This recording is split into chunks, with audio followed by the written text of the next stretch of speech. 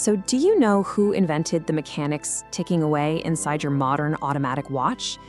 If you look at that semicircular rotor spinning in there, the thing that captures your wrist's kinetic energy to wind the mainspring, you're actually looking at a direct descendant of a prototype built on the banks of the River Seine way back in 1780.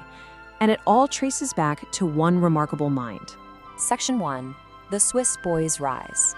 To really grasp how these 18th century mechanisms worked and how they were totally reimagined, we've got to start with a boy born in the cold, disciplined mountains of Switzerland. Abraham Louis Breguet was born in Neuchâtel in 1747, but the real pivot happens in 1758. His father dies when he's just 11, and his comfortable world completely collapses. Luckily, his mother remarries a man with deep roots in the watchmaking trade. Suddenly, you've got young Abraham Louis being introduced to watch gears right on his kitchen table. Fast forward to 1762, and having soaked up literally everything local schools could teach him, he heads off for an apprenticeship in Versailles, the glittering royal suburb of Paris. Now, you have to remember, in the 18th century, being a master watchmaker meant you were essentially the ultimate engineer. To build a watch back then took unparalleled metallurgy, advanced math, and just insanely microscopic engineering. You were basically trying to miniaturize the movement of celestial bodies into a brass case for a waistcoat pocket. And Breguet, he mastered it all, incredibly fast. He even took night classes in mathematics from a priest just to push his theoretical limits even further.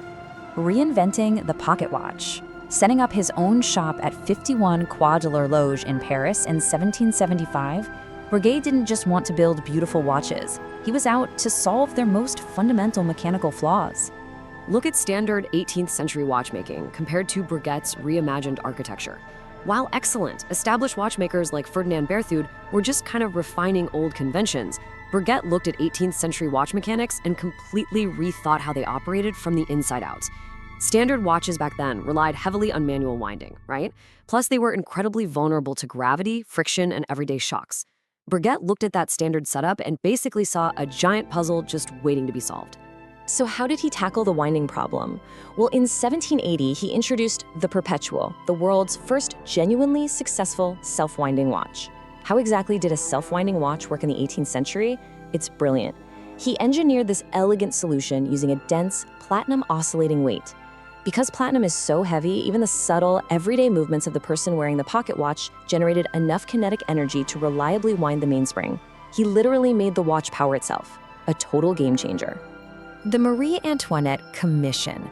By the 1780s, innovations like the Perpetual made his shop an absolute buzzing destination for royals and diplomats, leading to a legendary and honestly haunting commission in 1783 for the Queen of France. Cost is not a factor. Time is not a factor. Those were the mysterious blank check instructions delivered to Breguet's workshop. The order demanded literally the most complicated watch ever built. It had to incorporate every single known horological complication and use gold wherever possible instead of standard metals. No pressure, right? This legendary piece became known as watch number 160. And the complications are just staggering. A perpetual calendar that automatically adjusts for leap years, a minute repeater that chimes the time on demand, an equation of time display tracking solar time, a thermometer, a power reserve indicator. He packed 10 major complications into a single pocket-sized case. This watch basically became the guiding North Star for what his workshop could achieve when completely freed from the normal constraints of time and budget. Escaping the French Revolution. Because unfortunately, just as he was crafting this golden masterpiece, the aristocratic world sustaining his workshop completely collapsed in 1789. And crafting gold watches for royals? Yeah, that suddenly meant risking the guillotine. Which brings us to this truly wild piece of history. To survive the French Revolution, mechanics wouldn't be enough. Years earlier, Breguet had cleverly saved the life of the radical journalist Jean-Paul Marat. When Marat was trapped by an angry mob, Breguet thought on his feet, dressed the feared revolutionary in women's clothes, and sneaked him out to safety. It was a massive risk, but that favor was about to save his own life. Fast forward to 1793. The Reign of Terror is in full swing and Marat repays that life-saving debt. He discovers Breguet's name is on the guillotine list and immediately arranges a safe conduct pass. This allowed the 46-year-old Breguet to escape back to Switzerland, but it meant he had to leave his workshop, his tools, and his unfinished masterpiece for the Queen completely behind. the tourbillon masterpiece. Now, you might think losing everything would break him, but this Swiss exile actually sparked a period of intense intellectual fermentation. Without his tools, he designed insanely complex mechanical solutions purely on paper, and mostly just in his head. So when things finally stabilized, he returns to a transformed Paris in 1795. But right away, he hits a new problem. Counterfeiters are stealing his designs. His solution? Pure Breguet. He invents this microscopic secret signature etched invisibly onto the dial, viewable only under a special loupe. It was such an elegant watchmaker's answer to a massive commercial problem.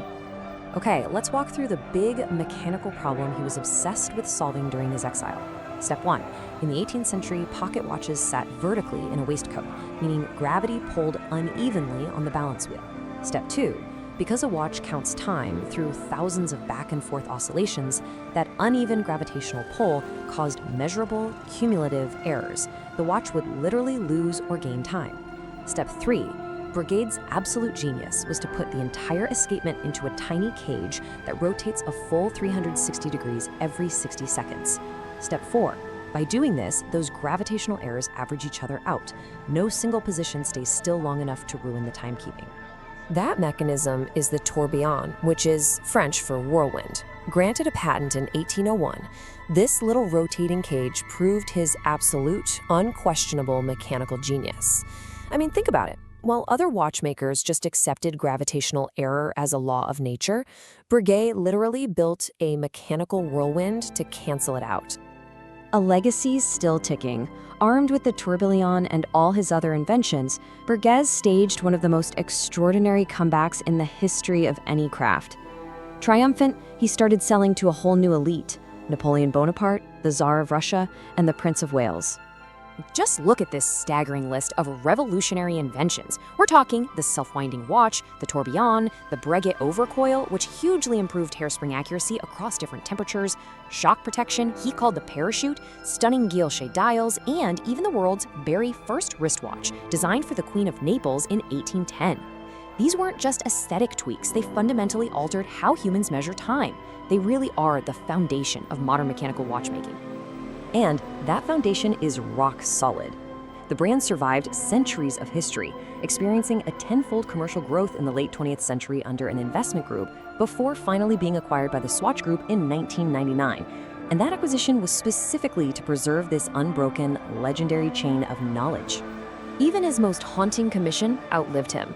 Watch number 160, the Marie-Antoinette, was finally completed by his son in 1827, 4 years after Breguet's death.